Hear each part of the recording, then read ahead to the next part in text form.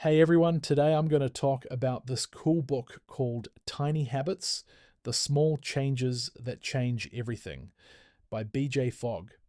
He's a doctor who started a lab at Stanford University to study how people form habits, and he's been doing this since 2009. The big idea is that to make lasting changes in your life, you don't need a ton of motivation or willpower. Those things come and go like waves. Instead, start super small, make things easy, and connect them to good feelings. His main formula is B equals MAP, which means behavior happens when you have motivation, ability, and a prompt all working together. If your motivation and how easy it is are high enough and you get a reminder, you'll cross what's called the action line and do the thing. The tiny habits way is simple. Pick a tiny new action, like flossing just one tooth, and link it to something you already do, like right after brushing your teeth. Then, right away, celebrate it to feel that happy spark. He calls it shine, which helps your brain want to do it again. BJ shares stories from his own life, like his Maui habit. As soon as his feet touch the floor in the morning, he says, "It's going to be a great day." He's coached thousands of people, and he shows how these little starts can grow into big changes, help you stop bad habits, and even work for groups. The book says, forget those myths about making huge leaps. Be kind to yourself instead of feeling guilty. It's set up like this. First couple chapters on the basics of behavior, then 3 on the main tools, 2 on growing habits, 1 on changing with others, and some extra stuff at the end. It connects to other books too, like Atomic Habits by James Clear, which talks about building systems instead of just chasing goals, and The Power of Habit by Charles Duhigg, with its loop of cue, routine, and reward. Okay, let's dive into part 1, decoding behavior and motivation. BJ says human behavior isn't some big mystery. It's like a system you can figure out. Old ways of changing fail because they just give info or push willpower, which doesn't stick. His model, B equals MAP, explains that actions happen when your desire to do it, how easy it is, and a cue all line up above that action line. Imagine a graph. Stuff that's fun and simple, like scrolling on your phone, gets wired in your brain super fast. But hard, boring things like reading a tough book need to be redesigned. Key ideas here. Motivation is like a monkey. It's wild and unreliable, going up and down in waves. Sometimes it's predictable, like getting excited to shop during holidays, or random, like hitting the gym after a breakup. It comes from inside you, like wanting pleasure or avoiding pain, or from outside, like rewards or punishments, or big dreams like losing weight. But it can clash, like wanting a cupcake, but also wanting to be healthy. Don't count on it too much. Instead, fit behaviors to what you naturally like. Tools to try. First, get clear on what you really want, like reduce stress, not just the end result, like meditate every day. Then, do a swarm of behaviors. Brainstorm 10 or more specific actions in a cloud shape, like for stress. Take a walk, breathe deep, or write in a journal. Use a focus map. Sort them on a chart by how much impact they have versus how easy and fun they are to find the golden behaviors, the ones that pack a punch, feel good, and you can actually do. Stories and tips. There's Katie who tidies her desk because it's easy and makes her feel good, but she scrolls forever because it's addictive. BJ donated to the Red Cross by text because it was a simple reminder plus urgency. It's like in Atomic Habits, where James Clear says, focus on who you want to be. Like, I'm a tidy person, but BJ adds these visual maps to get specific. When things go wrong, check in this order. Prompt first, maybe there's no cue, so no action. Then ability, then motivation. Be kind. If it doesn't work, it's the setup's fault, not yours. Now, part 2, making it easy, ability, prompts, and emotions. Here, we hack how easy things are, add cues, and use feelings to lock in habits. First, ability. Easy does it. If something's too hard, it flops, so make it tiny to sneak under low spots in motivation. Think of the ability chain. Does it take time, money, body effort, brain power, or mess with your routine? Ways to fix, practice to get better. Grab tools like pre-cut veggies or start mini, like 2 push-ups against a wall. Starter steps help too, like just tying your shoes to get ready for a run. Story: BJ flossed one tooth after brushing and it grew on its own. Molly got help from her husband and recipes to prep meals. Like in The Power of Habit, where one big habit like exercise sparks others, BJ shows tiny starts create ripples. Next, prompts: the power of after. No cue means no behavior. Types: from inside you, like a sudden urge, but that's flaky. From outside, like a note, but that can clutter. Best is action prompts linked to stuff you already do. The recipe: after this anchor, I will do this tiny thing. Like after you pee, do 2 push ups. Anchors should be exact, like right after your coffee finishes brewing, and match the theme, like hygiene for flossing. Pearl habits flip annoyances, like after a bad phone call, take a deep breath. Story: Amy used a post it after coffee to wire in daily tasks. Then, emotions create habits with feelings. Good vibes wire things fastest through shine, that success glow. Celebrate right after, like a fist pump or saying yes. It's not outside rewards, but your own happy feeling. Do it strong and quick to speed it up. If it feels fake at first, keep going till it's real. Story: Linda used postcard celebrations to switch from beating herself up to cheering her wins. Like in How to Change by Katie Milkman, fresh starts like New Year's give motivation waves, but BJ says don't rely on them. Part 3: Growth, Breaking Bad, and Collective Change. Habits grow from little seeds, and you can use this to stop bad stuff and change with others. Growing habits. Tiny actions get bigger, like flossing. One tooth leads to all. Or they multiply into groups, like a bedtime routine. Or ripple to boost everything. Skills. Craft behaviors by picking and tweaking. Get self-insight on what matters to you. Focus on the process and push your comfort a bit. Redesign your space and own your identity. Like I'm healthy. Story: Sukuma started with tiny exercises and ended up doing 50 push-ups and losing weight. Like in Tim Ferriss's 4-hour work week, focus on the 80-20 rule, big wins from small efforts, which fits golden behaviors. Untangling bad habits. The plan: first, build good ones to gain skills and confidence, then stop specific bad ones, swarm to spot them, cut prompts, make them hard, or kill motivation. Last, swap. Link the old cue to a new good thing. Use flowcharts, delete apps to ditch prompts, don't keep ice cream at home to make it tough. Story: Junie swapped sugar for walks and tea after tough times. Changing. Together, for family or teams, be a ringleader and lead out loud, or a ninja and nudge quietly. Steps: pick a shared want, swarm ideas, find golden ones, make tiny, add prompts, celebrate, fix issues. Start with the excited folks. Stories: Mike linked his son's chores to anchors. Nurses cut burnout with tiny breaks. In the end, tiny changes can spread worldwide. Share them to make it bigger. Finally, a unified exercise: build your tiny habit system. Think and do. 1. Pick a want, like better health. 2. Swarm 10 or more behaviors and map to 3 golden ones. 3. Make 3 recipes. After this anchor, I will this tiny thing. And celebrate with this shine. 4. Try for a week and fix. Prompt off, too hard, low motivation. 5. Write in a journal. How did tiny feel compared to big jumps? Compare to James Clear's 2-minute rule. Did starting small make it stick faster?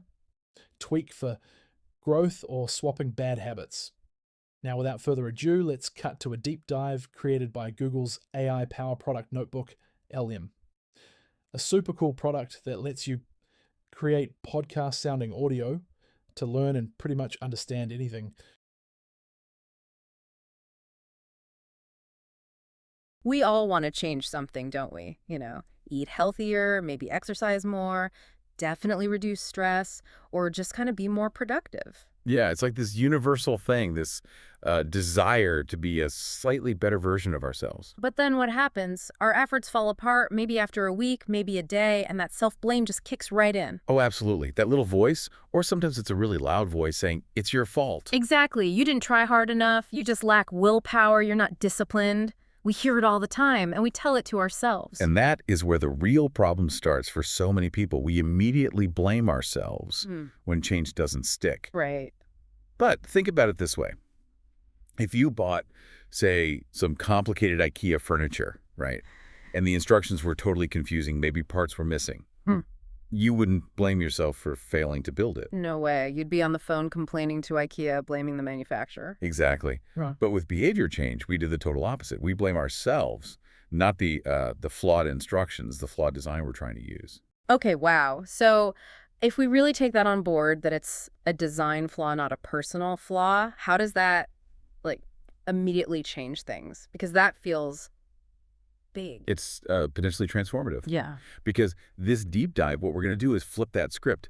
The whole idea here is the problem isn't you, it's the approach you're taking to change. A design flaw, not a personal flaw. I like that. And the really exciting part, if you use the right system, building habits, making positive changes, it can actually be, well, surprisingly easy, maybe even fun. Fun. Changing habits. Okay, I'm listening. We're going to unpack a system today that's really rooted in how human psychology actually works. It's designed to bridge that gap, between who you are now and who you want to become. And the best part you're saying is it doesn't rely on that flaky willpower or feeling guilty all the time. Not at all. It focuses on this kind of counterintuitive idea that tiny is mighty. Small changes, big results. Okay, so if the problem isn't us, like you said, why does change feel so incredibly difficult for most people? What's the basic mistake we make?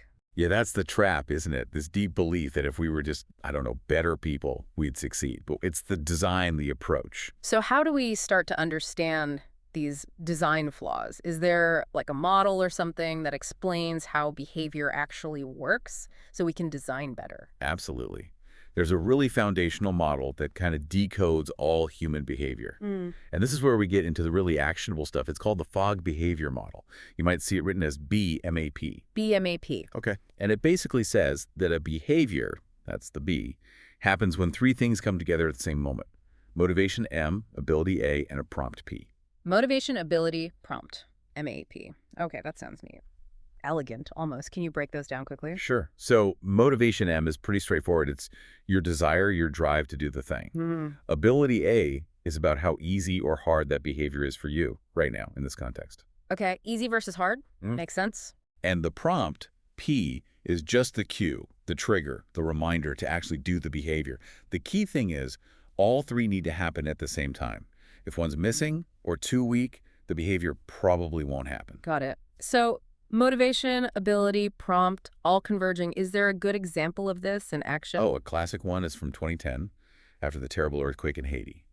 The Red Cross raised millions, like incredibly fast, through text message donations. I remember that. How does BMAP explain that? Well, let's break it down. The behavior B was donating via text. The motivation, M sky high. People saw the devastation. They genuinely, deeply wanted to help. Huge motivation. Right. And the ability A. Also incredibly high. Think about it.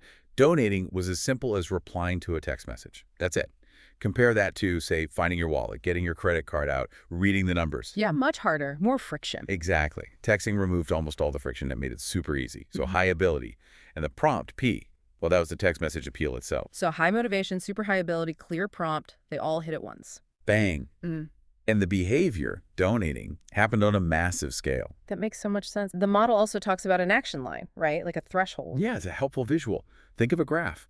Behaviors that fall above this action line happen when prompted. Below the line, they don't.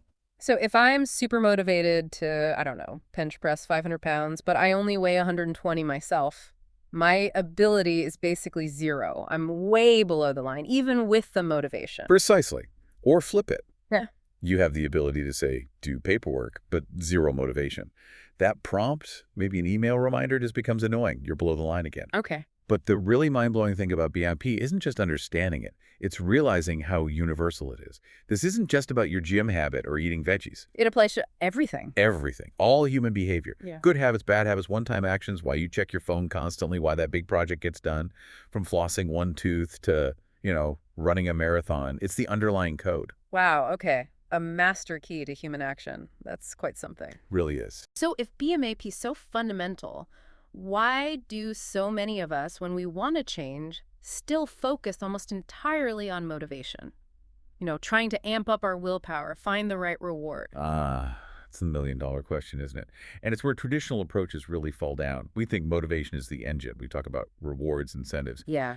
But here's the hard truth. Relying on motivation alone is usually a flawed strategy because motivation is, well, it's fickle. It's unreliable. Fickle? Like how? Think of motivation like that really fun friend who's great for a party, but maybe not the person you'd count on to, like drive you to the airport at 5 a.m. Okay, I know that friend. So what makes motivation so unreliable? Does it just disappear? Well, for one thing, it's really complex. It's not just one feeling. It comes from different places, even your environment. Sometimes multiple things push or pull you at once. Like wanting contradictory things. Exactly. That psychological tug of war. You want a clean backyard, but man, you also just want to relax on the couch. Or you want to cut sugar, but that chocolate cupcake is calling your name, competing motivations. Right. And some motivations are kind of hidden, aren't they? We don't even realize they're driving us. Totally. Which makes them even harder to manage. And then there's the motivation wave. The wave? What's that? You know that feeling? You buy a new house, you sign up for an online course, get that fancy juicer, motivation surges. You're pumped, you're committed, you're going to do this. Oh, yeah. I've definitely ridden that wave, bought the new running shoes, convinced this time was different. We all have. And the wave feels great, but it's unsustainable. It inevitably crashes.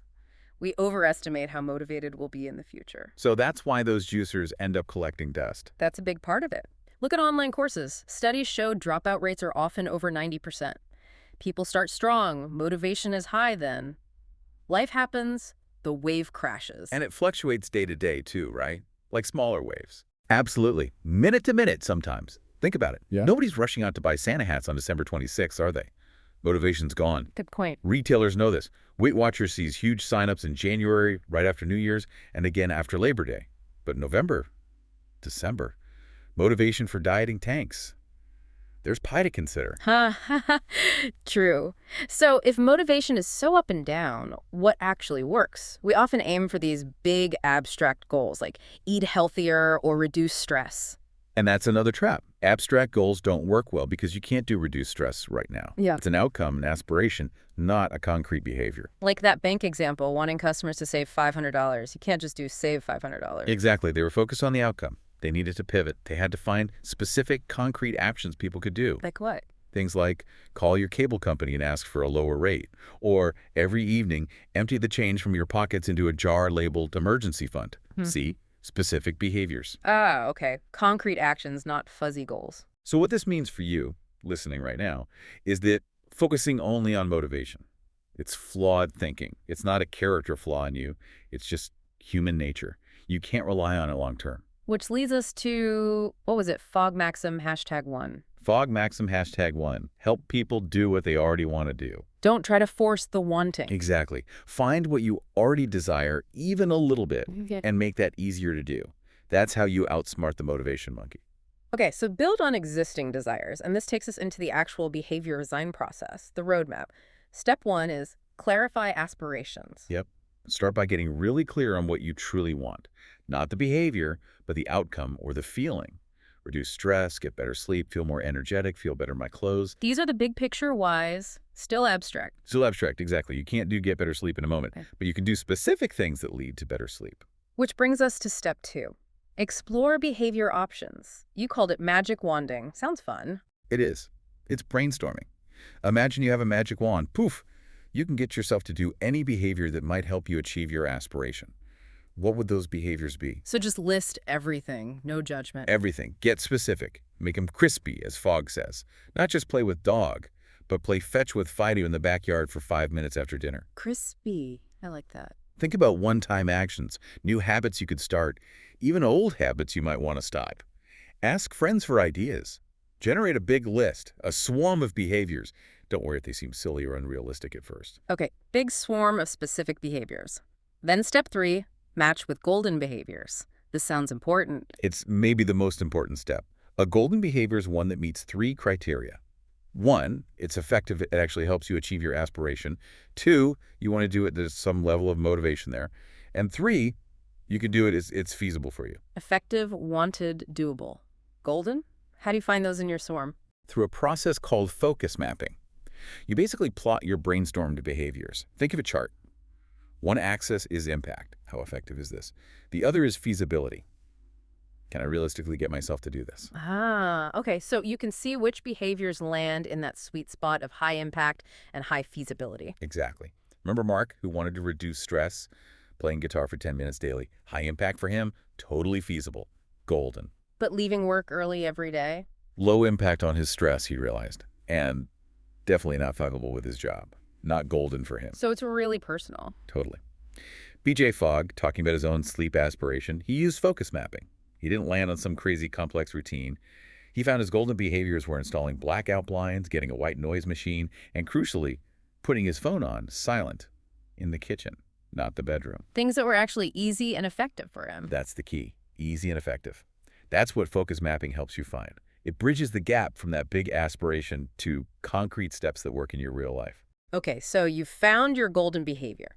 The next big idea is making it easy. The power of tiny. Why is tiny so mighty? Because making a behavior tiny, like radically tiny, is basically a foolproof way to make it easier to do. And making it easy directly tackles that unreliable motivation problem. How so? Well, if something is incredibly easy, it requires very little motivation to actually do it. So even on your worst days when motivation is low, you can still do the tiny version. It makes the behavior much more reliable. You mentioned analyzing the ability chain, finding the weak link. Yeah, thinking about why something feels hard. Does it take too much time, cost too much money, require too much physical effort or, mental energy? Does it mess up your existing routine? Like BJ's flossing the thick floss just made it too much physical effort. That was the weak link for him. Exactly. So Fogg outlines 3 main ways to boost ability to make things easier. 1 is increase your skills, get better at the behavior. 2 is get better tools and resources, find things that help. And the third one? The third, and this is really the cornerstone, is make it tiny. Scale the behavior way, way back so it requires almost no effort or willpower. And there are specific techniques for making it tiny, right? Like the starter step. Yes, the starter step is just the very first tiny action of a larger habit. So if your golden behavior is go for a 30-minute walk, your starter step might be just put on my walking shoes. That's it. Just put on the shoes. You don't even have to walk. That's the commitment. Just put on the shoes. It's like this little bit of mental jujitsu. Often, once the shoes are on, you think, well, I might as well walk. But even if you don't, you still succeeded at your tiny habit. I like that. Like Sarika, who just committed to turning on the stove burner, that tiny step led to actually cooking breakfast more often. Exactly. The other main technique is scaling back. This applies more to habits you want to reduce. You do the habit, but for less time or fewer times or with less intensity. So instead of trying to stop watching TV altogether, maybe watch for just 30 minutes instead of 4 hours. Precisely. Or, BJ's famous example, Yeah. flossing just one tooth. Ah, yes, the legendary one-tooth floss. It sounds so silly. It does. He admits it felt embarrassing. His dentist had hassled him, so he committed. After I brush, I will floss one tooth. Ridiculously small. But it worked. It worked brilliantly. Because it was so easy, he did it consistently. And within about 2 weeks, that tiny habit naturally grew into flossing all his teeth twice a day. Yeah. The takeaway is, don't dismiss tiny. It works because it feels almost too easy. Okay, tiny is mighty. Makes sense. So you've got your golden behavior, you've made it tiny. But how do you remember to actually do it? You can't just hope you'll remember, right? You need a prompt. Exactly. You have to design the prompt. Don't leave it to chance. Prompts are the P in BMAP, and they're crucial. What kinds of prompts are there? Well, Fogg categorizes them into 3 types. First, there are person prompts. This basically means relying on your own memory or maybe asking someone else to remind you. Which sounds unreliable, like BJ forgetting that dinner party or the kid forgetting the poster board. Totally unreliable, especially for new habits that aren't automatic yet. Your memory is just not a good prompt system. Okay, so person prompts are out. What's next? Context prompts. These are cues in your environment. Think Post-it notes. alarms on your phone, app notifications, maybe that basket of snacks the hotel leaves out. Ah, environmental triggers. Are they better? They can be good for one-time actions. But in our world today, we're constantly bombarded with notifications and potential context prompts. It gets overwhelming, harder to manage. BJ talks about actively removing prompts, like hiding those hotel snacks or asking people to email instead of text him to control the noise. Okay, so context prompts can be tricky. What's the third type? This is the gold standard for building habits. It's the action prompt, which Fogg usually calls an anchor. An anchor. Yes, an anchor is an existing routine or habit you already do reliably, like brushing your teeth, making coffee, flushing the toilet. That existing behavior becomes the prompt, the anchor for your new tiny habit. Ah, so you're hitching the new tiny habit onto something you already do automatically. Precisely. This leads to the tiny habit recipe format. After I anchor, I will new tiny habit. Like the examples. After I pee, I will do 2 push-ups. A bit quirky, but memorable. Or, after I brush my teeth, I'll floss 1 tooth. The anchor, brushing teeth, reliably triggers the new tiny habit, flossing 1 tooth. How do you pick a good anchor? You want to find one that matches well. 3 things to consider. Does it happen in the same physical location as your new habit? Does it happen at the frequency you want, for example, daily? And does it kind of match the theme or purpose? Like anchoring wiping the counter after doing the dishes makes sense. And there was that trailing edge idea, too. Yeah, that's about finding the precise moment. The anchor isn't just doing the dishes. It's the very last step, maybe turning off the faucet after rinsing the last dish. That specific moment triggers wipe the counter. It makes the prompt really crisp. You can also do meanwhile habits, squeezing things in. Right. Those little pockets of time, like doing calf raises while the microwave runs, or, doing a few squats while the shower water heats up. Finding the right anchor is a design skill in itself. Okay, so we have the behavior, made tiny, linked to a reliable anchor prompt. What's missing? You mentioned a secret sauce. Ah, yes, the secret sauce. Oh. This is the part that really surprises people, and it's maybe the most powerful element. Celebration. Celebration, like rewarding yourself. Supportive, but much more specific and immediate. It's about creating a positive feeling right in the moment, immediately after you do your new tiny habit. Fogg calls this feeling shine. Shine. That immediate feeling of, yes, I did it, or awesome. That positive emotion is what actually wires the new habit into your brain, quickly and effectively. Wires it in. How does that work? Is it just psychology? It's actually neurochemistry. Feeling good, feeling successful, releases dopamine in your brain. Dopamine is key to the brain's reward system, and it helps encode behaviors, making them more automatic. So feeling successful makes the habit stick. Exactly. There's this concept called reward prediction error. Basically, when something good happens that's a little unexpected, when it deviates positively from what your brain predicted, you get a bigger dopamine hit. That surprise element really helps lock in the behavior that caused it. Like finding a great parking spot unexpectedly. Or like Sogg's example of a new purple pen, making writing feel surprisingly good that encodes the using the pen behavior. Or think about a baby learning to walk the parents' excited reactions, the squeals of delight, that's unexpected positive feedback, creating shine and reinforcing the walking behavior. so this blows up the old idea that you just need repetition, right? Right. Like do something for 21 days and it's a habit. It really does. Repetition helps, sure, but emotions create habits. Positive emotions make behaviors become automatic much faster. Think about your first time using Uber, maybe? Okay. If that first ride was seamless, easy, maybe even felt a little magical compared to calling a cab, that positive feeling, that shine, it probably made using Uber an instant habit.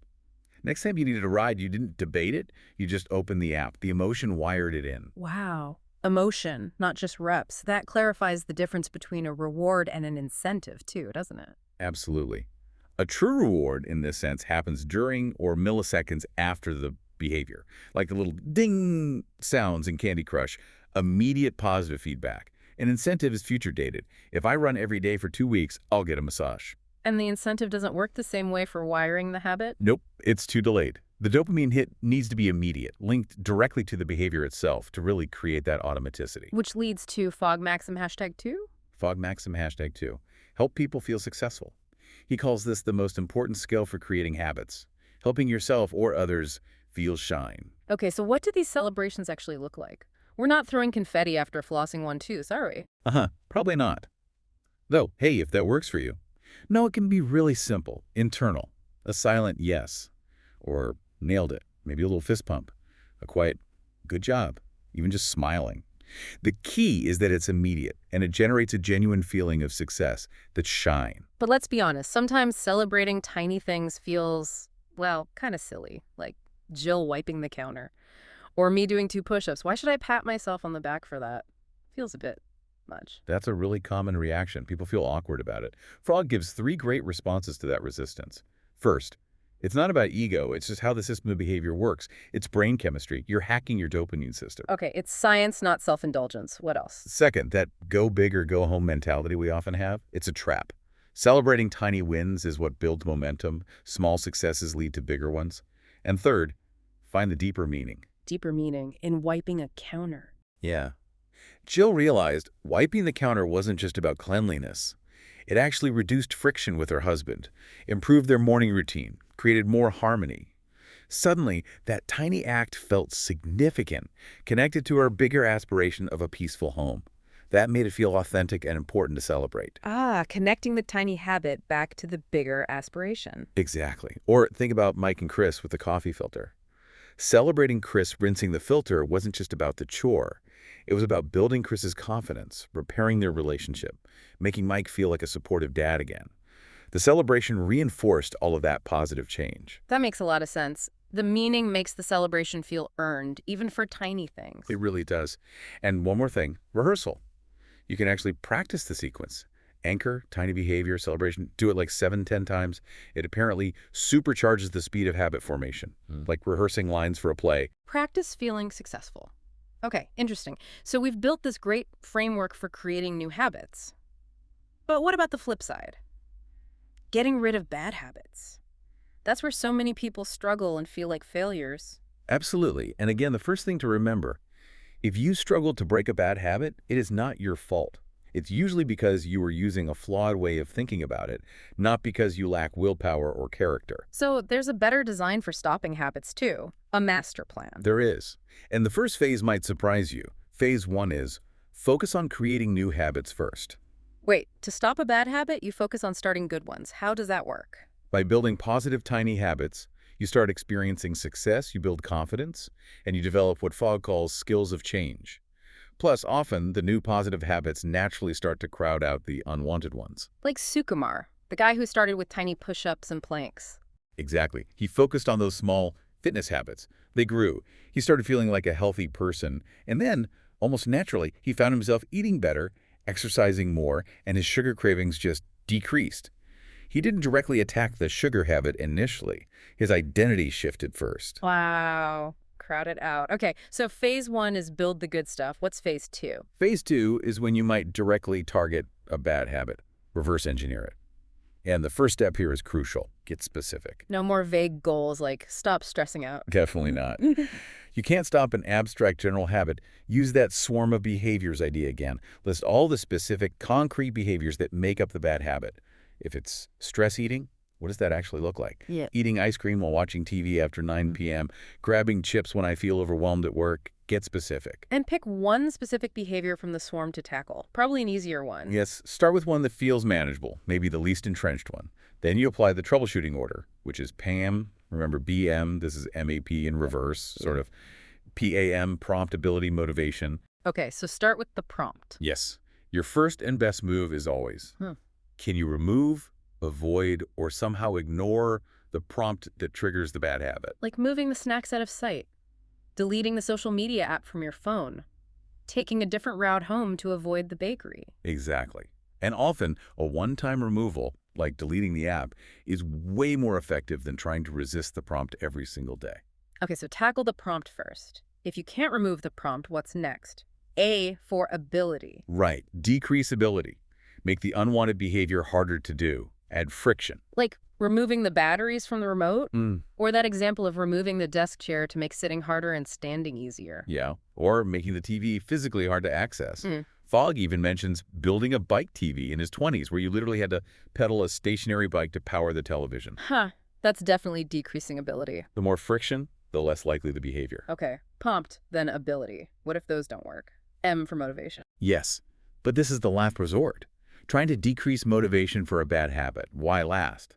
because it often involves adding negative consequences, threats, punishments, and that usually just creates stress and feels bad. And the core idea is we change best by feeling good, not bad. Exactly. So trying to scare yourself out of a habit is generally not a winning plan.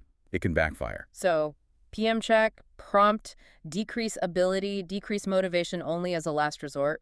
What if even that doesn't fully work? Then you can try scaling back ambitions. Don't aim for 0, aim for less. If you can't stop smoking entirely, maybe aim to stop for just 3 days first, or smoke 1 fewer cigarette. If you can't stop watching TV, watch for 30 minutes instead of 4 hours. Reduce the behavior instead of eliminating it entirely. Progress, not perfection. That feels more achievable, less pressure. Is there a phase 3? Phase 3 is for when the other approaches haven't quite cut it. It's designed for swapping a behavior. You systematically identify the prompt for the bad habit and then consciously insert a different, preferably positive or neutral behavior in its place. Like Junie, who struggled with sugar due to grief. Right.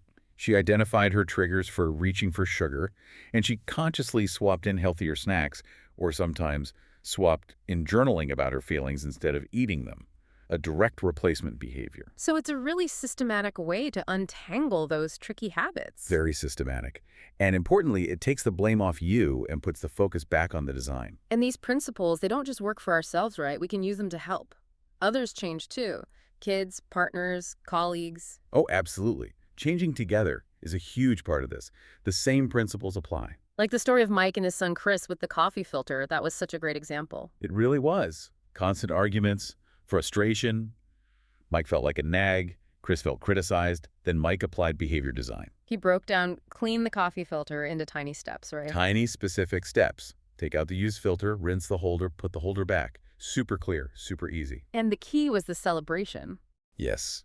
When Chris did the first tiny step, Mike celebrated with genuine enthusiasm. Not fake praise, but real appreciation. That built Chris's confidence. Suddenly, it wasn't a battle. It actually transformed their whole dynamic around chores, and Chris started managing other tasks better too. It shows how celebrating small successes can have these ripple effects. Huge ripples. It shifted the feeling from failure and frustration to success and connection. And Amy helping her daughter Rachel with homework. Similar idea. Similar process. Okay. Amy helped Rachel clarify her own aspiration, feeling less stressed about homework, getting it done. Then they found specific anchors in Rachel's existing routine, like, after we bounce on the trampoline for 5 minutes, anchor, I will take my worksheets out of my backpack. Tiny habit. Anchoring it to something fun first. Smart. And then celebrating the small wins, getting the worksheets out, completing one problem. It taught Rachel time management skills naturally, reduced the nightly homework battles, and made everyone feel better. These ideas can work in groups, too, like at work. Definitely. There's an example of nurses in a hospital using tiny habits. They'd prompt each other for tiny, healthy behaviors. After you chart, sip some water, and they'd celebrate each other. Little nods, thumbs ups. It created this positive environment supporting well-being. That leads into the feedback power zone idea. Feedback hits harder in certain situations. Yeah, feedback is most potent, for good or bad, when it's about something someone really cares about, but also feels uncertain about. In that zone, your feedback can either inspire huge shine, really boost them, or cast serious shade and be quite damaging. So we need to be mindful of using that power positively to strengthen others. Absolutely. Use it to help others feel successful. And you mentioned an ninja approach, using these ideas without explicitly teaching them. Yeah. Sometimes you can't formally introduce behavior design, but you can subtly guide conversations. In a meeting, instead of just brainstorming, you ask, okay, lots of ideas. Which of these options can we realistically get ourselves to do next week? Steering towards feasibility. Or how could we make this first step so easy that it's basically impossible not to do it? You're using the principles, focusing on ability, making it tiny without needing to explain the whole BMFP model. Sneaky, but effective. Okay, wow.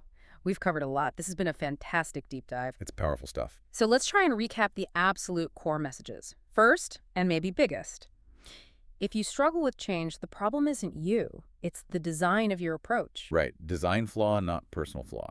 Second, tiny is mighty. Small, easy steps are the most reliable path to big changes. Third, motivation is fickle. It comes and goes. Focus on ability, make the behavior easy to do. That's what you can control. Fourth, anchors are your best friends for prompts. Link new tiny habits to routines you already have. And finally, maybe the most surprising one, celebration is the secret sauce. That immediate positive feeling, that shine, is what wires habits in.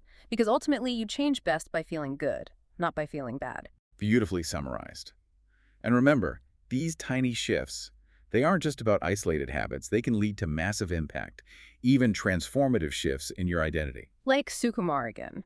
The push-ups didn't just make him fitter, they helped him become a healthier person who then naturally made healthier choices across the board. Exactly. You can genuinely become the type of person you maybe never thought you could be. One tiny habit, one celebration at a time. So, as we wrap up, here's something for you, our listener, to think about. How might your life transform if you really let go of the self-blame game? If you stopped beating yourself up and instead embraced the power of tiny design?